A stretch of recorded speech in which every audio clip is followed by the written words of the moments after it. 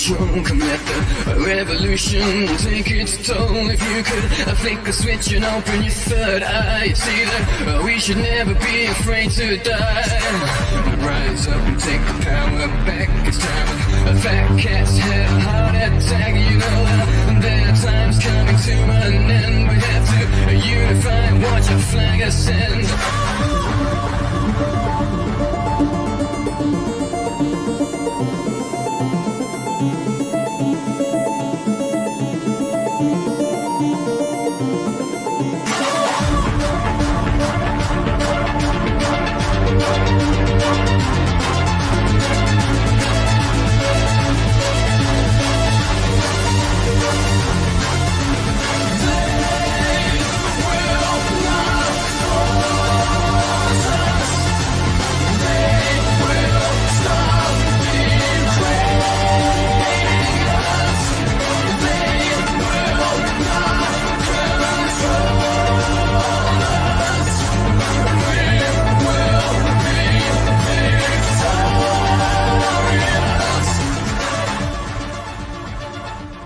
Yeah, we were victorious this week, I'll tell you that, man.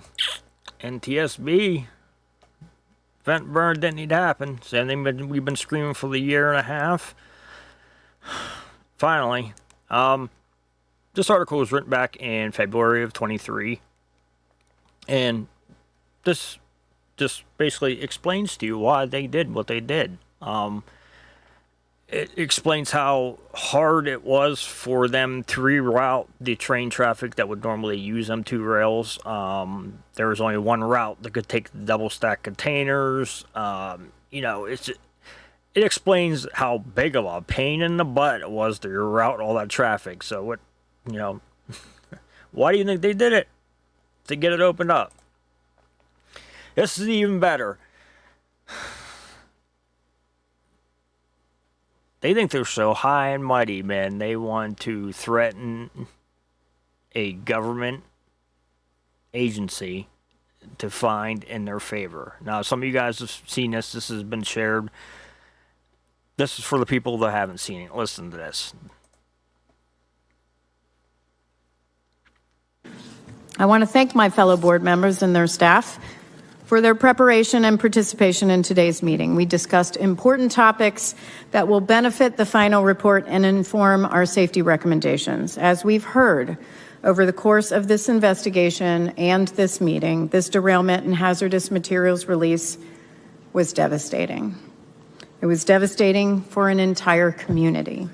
Norfolk Southern tried to submit their own investigation under the guise of a party submission, not once, not twice, not 3 times, but 4 times. The investigator in charge reminded them numerous times that under our regulations, parties may submit to the NTSB written proposed findings to be drawn from the evidence produced during the course of the investigation.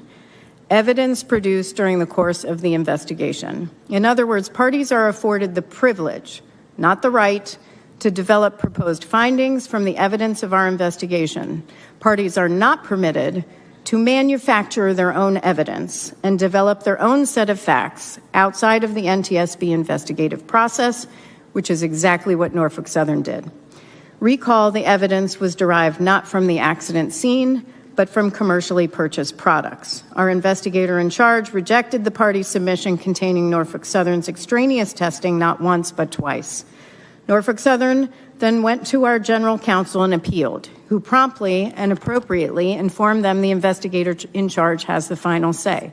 Norfolk Southern then went around the investigator in charge and our general counsel and sent the material directly to the board members.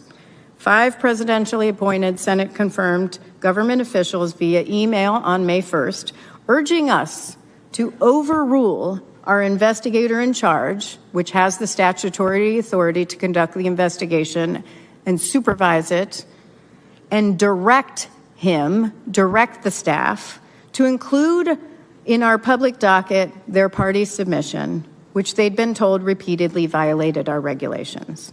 This demonstrated complete disregard for the conduct of our independent investigation. In speaking with the investigative and legal teams, Norfolk Southern's abuse of the party process was unprecedented and reprehensible.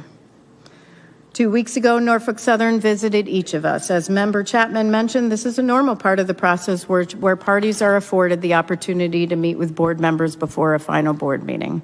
In their meeting with me, with NTSB staff from the Office of Railroads, Pipelines, and Hazardous Materials, General Counsel, and Safety Recommendations and Communications present, one of Norfolk Southern's senior executives stated that it was their hope that in this board meeting and in the community meetings, the NTSB would put to rest the quote-unquote rumor that Norfolk Southern made the decision to vent and burn to move trains.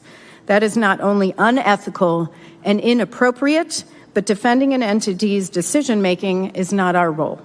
Norfolk Southern senior executive went on to say that there's a real interest on the part of the Department of Justice and the administration to move on, something I've never heard once from the Department of Justice or the administration.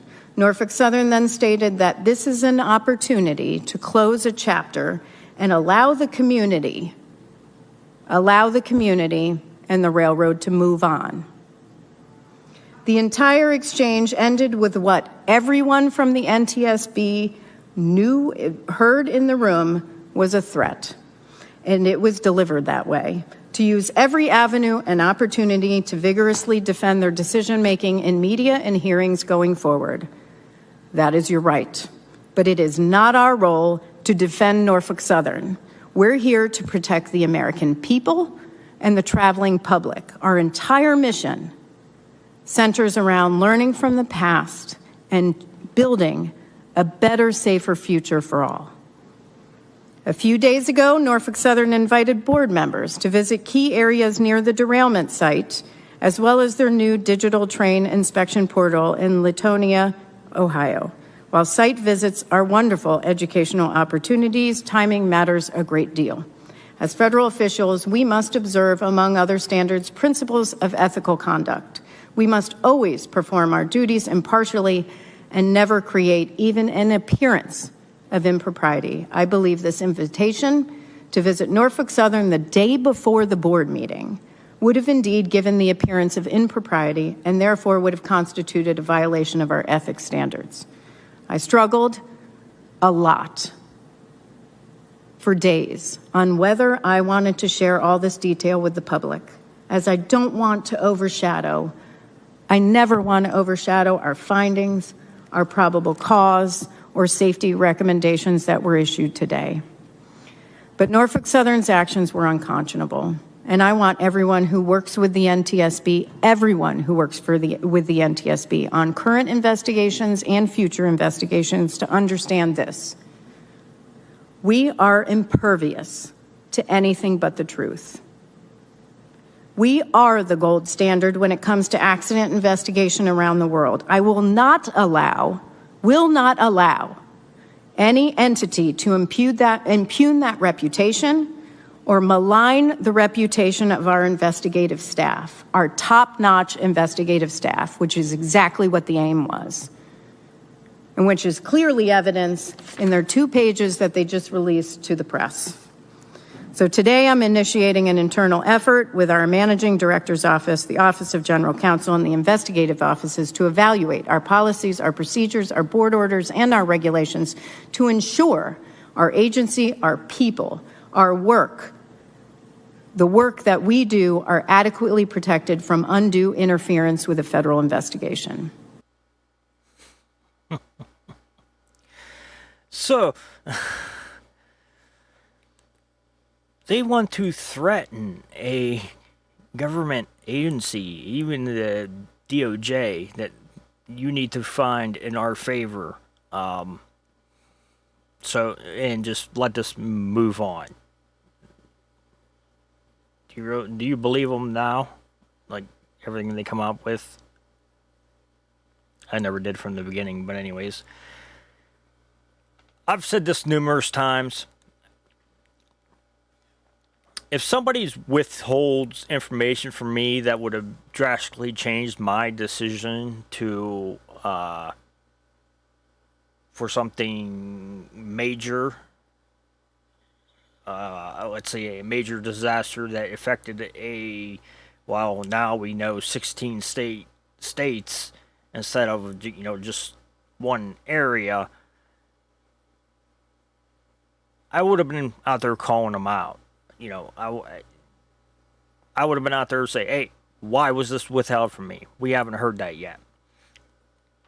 I found this too. This is very interesting. Mr. Drebeck said if Oxyvinyls believed the temperature of the cars were cooling off, someone from the company should have made a bigger effort to make sure the information was heard. He also repeatedly stood by the controlled burn. Let's get something straight. If Oxyvinyl felt that Oxyvinyl was sure that then they should have walked up and said something, which they did not do. They hid in the background and they didn't say anything to anybody, so shame on them, Jabick said during a village press conference the day before the 1-year anniversary. So, would I have changed anything? No, based on the information we had at the scene, and looking at the safest way to handle the situation for the public, myself and Unified Command, including the U.S. EPA, the Ohio EPA, the Governor's Office, and every other entity that was there, decided that a controlled vent and burn was the safest thing to ensure the safety of the public. Okay, I agree with that part. But why does this sound like you're defending Norfolk Southern? Shame on them. If they should have walked up and said that the tanks were cooling off. No, that should have been information you were given. They hid in the background, didn't say anything to anybody. They were told they weren't allowed to talk to anybody. Their information was supposed to go through this person, and then it's supposed to relate to incident to command, which, if I do remember correctly, from the first NTSB hearing, I do believe he stated something about he forgot, or there was just so much going on, he didn't relay the information. I could be wrong. Don't quote me on that. So, I'm going to play these first. What am I looking for? Okay. I'm going to play this. This is a town hall we had in New Waterford. I want you to listen to this. From that table? I have a question, and I don't mean this might sound disrespectful, but it is not as fair. It's okay. And it's great. As a village, as a whole, have you sought any legal counsel at all? And is that might be a silly question? As a city? Yes. As a village? Yes. Okay. So, Because it's so big, because it is bigger than anybody's ever done it before. I don't mean it disrespectfully at all. no, we are out of our league on this one. I will be the first one to admit it. So, yes and no. We have, just, they're consulting. Because as of right now, we are getting everything we need as the village. I know not the people, please don't take that wrong. As the village, we are. As soon as you involve a lawyer, everything's going to stop and the funds are going to dry up, and then we're going to wait years to get everything. They pay for all the fire equipment. Everybody uses that. Your house is on fire, you want people to be able to come put it up. They just paid for new filters for the water. Or what they are is a carbon filler. They're calling it a polisher. So it'll just clean up the water even more. It'll be a better tasting water. It'll be, but there is nothing wrong with the water. Everything that we've seen, the water flows south from that area, like the aquifer flows. But we want to be, we're being proactive. So we put in they're charcoal water filters, and they, like I said, they polish the water, they really clean the water. It's a proactive thing. So if, you get a bad result now, then, oh, shit, what are you going to do?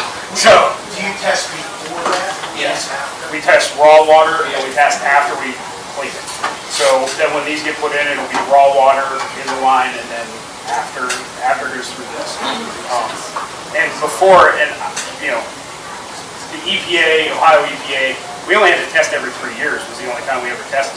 That's the only time we ever tested for volatile organic. Now, when we do big repairs or big stuff like that, we would test and we wouldn't wait 3 years. But now we're testing every week. So literally, you're getting 150 times more testing. actually 156 times more tested than you would before all this happened. So it's a positive thing. And we still test daily as far as quality. We don't do like VOCs every day, but every day they test water to make sure, bacteria and stuff like that. Yeah. And to add to what the mayor said, you had mentioned VOCs earlier, benzene. So that's where I have concerns. I have concerns about, how much material will remain in the ground in the longer term, right? So the removal plan is to take everything out into those tracks. We know that some contamination is spread laterally, so we're going to, the railroad, under our oversight, is going to have to chase the waste and get as much as we can out. But there's no way to achieve 100% cleanup. If I told you that, I'd be lying. How deep are they going? So my concern will always be long-term, making sure there's proper groundwater monitoring in place. Even though the water table doesn't look like it's flowing, as the mayor said, flowing towards municipal wells, there has to be monitoring. So the state's already installed a couple extra monitoring wells, and they will install more once all the remediation. To piggyback off that question, can you explain to everybody, because it's a big concern with the .1 being tested in your home and these chemicals being well below .1. So you explained it to me. This is a big question. Happy to. I just want to finish my point earlier. That's where the VOCs, when they're in the air, they're evaporating. They're breaking down quick. When they're in the ground, they don't. And so that has to be part of the monitoring program. Let me finish your question. Yes. Okay, we have two things in that little clip right there. The first one was the mayor basically saying the village is getting what it needs, but the people ain't getting what they need. Well, without the people, you don't have a village. I just don't know how else to say that. This is when I thought he was going to actually do what he said. He was going to hold their feet to the fire, I do believe how he put it. The other thing was, EPA admitting that there is no 100% cleanup, that the stuff under the tracks is going to spread, and, the VOCs that are in the ground stay in the ground and may eventually work their way to the water. What did they find not too long ago? Vinyl chloride. 16 months later, they still find a VOC. How many other spots of that's out there? But that's totally different video. We'll get into that vinyl chloride update and everything. But I find this interesting. Okay, let's do the chief for the 1-year anniversary. A life or death decision made in a matter of minutes. It's what the East Palestine fire chief was up against last February after a toxic train derailment. Now, 1 year later, Chief Keith Drabick stands by everything that he did. The chief sat down for a third time with News 5 investigator Tara Morgan. Chief Drabick tells me they are almost back to normal day-to-day operations, and they're prepared as best they can for another large-scale event. He's called for safety changes moving forward. February 3rd hasn't faded. It seemed to come up pretty fast. Seems like yesterday. Not for East Palestine Fire Chief Keith Drabick and his crew of volunteers. Like the world was on fire. That was night one. Rail cars carrying vinyl chloride became ticking time bombs. Fearing a violent, catastrophic explosion, the decision was made to cut holes in the tanker, releasing the chemical and burning it, creating a plume of smoke and sending toxins into the soil and creeks. Every decision we made was tough, but every decision we made throughout that process was done under a consensus of all organizations here. Last May, Chief Drabick spoke candidly with me about the days, weeks, and months after the toxic derailment. He spelled out his frustrations in text messages obtained through a public records request. I truly feel defeated and useless. Chief Drabick says that came after criticism from Pennsylvania's governor not being notified about the decision to vent and burn vinyl chloride. Another text thread revealed the chief expressing frustration with a public health official, writing comparisons to handle exposure like for a regular house fire was beyond unacceptable. I don't look back at them. Nothing that I had done from that point till now, there's nothing I would change. I own everything I did. I own everything any of my guys did.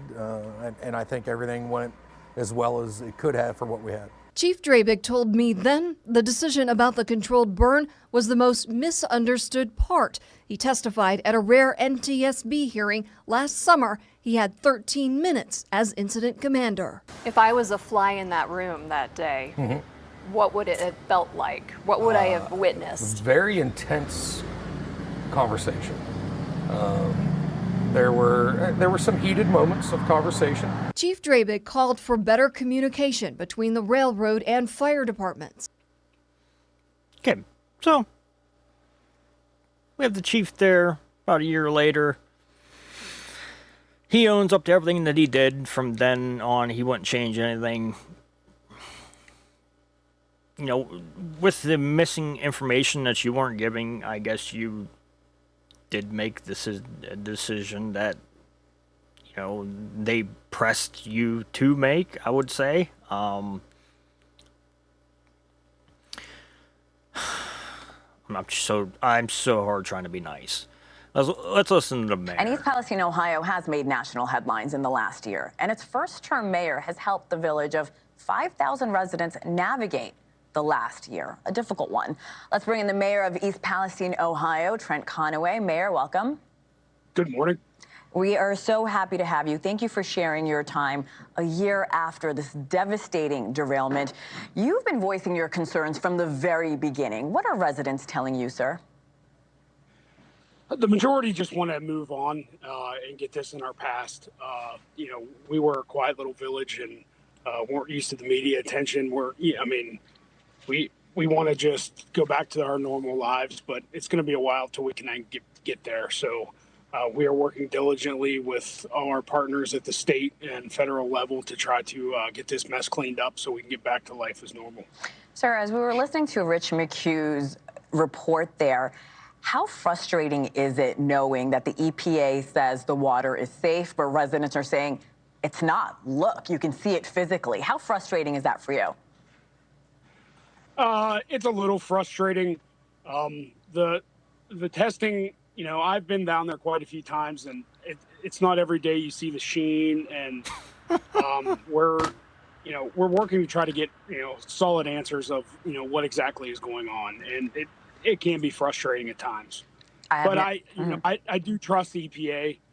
They've been a great partner to work with, so we just need to get everybody's facts out and get everybody's data together and try to make the best decision for our residents. Fair enough. There is an op-ed I want to bring to your attention. It was in the Philadelphia Inquirer this week. It was titled, "1 year ago, a train derailment upended my town." Here's a part of it. This woman added, "I'll spend the rest of my life worrying." When you read that or when you hear these things from residents, what's your response? What will it take for these residents to feel safe? What's still needed there? I don't know if we can ever make everybody feel safe here. There was a lot of trauma to a lot of people in this town, and I just don't know if we have the answers or we can give the factual data to, you know, make these people think that it'll be safe. I think the majority, you know, do feel safe, but you know, for that small minority, you know, I don't know what exactly we can do to prove that it is safe or will ever be safe here. So. Let's talk about President Biden. He has not visited East Palestine since this derailment. You've been asking for him to come for a while now, certainly since the beginning. Do you think it's enough that he's decided to come now? Because I know a lot of residents have felt that they've been forgotten by the White House altogether. How do you feel? Well, it's definitely a little late. He should have came when it first happened. To be clear, I did send him an invitation about a month ago. Because that's what a small group of residents wanted me to do. The majority just don't want, you know, the dog and pony show to come to town. But, you know, I feel as the leader of the free world, there is some still outstanding answers on health and the future and, you know, what will happen in 20 years or 15 years. And, you know, as the sitting president, he needs to provide those answers for us. Whether he will or not, I don't know. But I guess we'll have to find out. Yes, and Mayor, you did talk to Fox News. I want to play a portion of that, and I'll talk to you on the other side. Okay. Most of the people are fine. There are still some lingering health questions, and that's why the invitation was put out to him. I didn't have to invite President Trump to come, but I felt that I had to send out a personal invitation to President Biden to come so we can get some of these answers to some of these lingering health concerns. And he accepted that invitation. So what do you need from President Biden now that he will be on the ground in East Palestine sometime this month? We need to know, we need to have a baseline health test.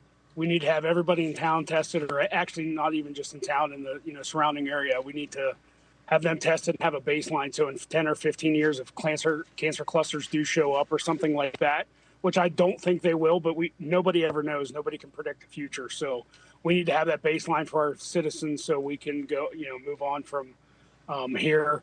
And if something happens in the past, then we can hold Norfolk's feet to the fire to say, hey, this is from this and you need to help us out. So, Mayor Conaway, thank you so much for your time again. And we promise you News Nation will continue to follow this story very, very closely. Thank you so much, sir. I don't know what disaster he will watch unfold, but it probably was the same one I seen. I'm sure you weren't all in it like I was for the past, year. We'll say year because this was the year anniversary. I could go down the creek every day and find Sheen. Even after, okay, it was part of another video, but even after them cleaning the creek and they went through and did a reassessment, and the creeks are done, okay? They're done for now. I can still find Sheen. We'll be having a video come out on that, don't worry. I can still find Sheen. You can't clean this stuff up. It's not water that you spilt and you just mop up and you forget about it. No, it doesn't work that way. So I guess the whole point of this video was, without saying names, is if NS felt like they were big enough or they had enough pull to threaten a government agency, what stopped them from, I don't want to call it bribes, let's call it gifts. What stopped them from giving gifts to certain people in town for you to press the narrative that everything's okay? The majority of the people just want to move on. Majority of people ain't sick. I don't know who the hell you talk to. Majority of people don't want to speak out that they're sick is because of what happens when you speak out when you're sick. And you, as a mayor, should be backing them people that are sick to get their information out there so maybe they could get some help. No, we don't hear that. We want to push the all clears narrative. We don't want to call out NS for withholding information from us that would have drastically changed the decision. So, as the takeaway from this video, I'm getting a little long, half an hour, good enough. Takeaway from this video, who in town received gifts from NS in exchange to push the narrative of everything's fine here, nobody's sick, it's just all PTSD, or they're just crazy. There are people looking into that. It's not me. It's people bigger than me. So if it did happen, it will be found. I pray to God it didn't happen. Because, man, your life would be ruined. So, that's the takeaway from this video. Just to make you think. I'm not going to name names. I can name probably well over a dozen names, I suspect. But we won't get into that. We won't get into name calling. Just for you to take away. How many of you received gifts? How many people in town received gifts? So you will press the narrative of everything's okay, so the railroad in the town can move on. That's what the takeaway from this whole recording is. I'll catch you guys later.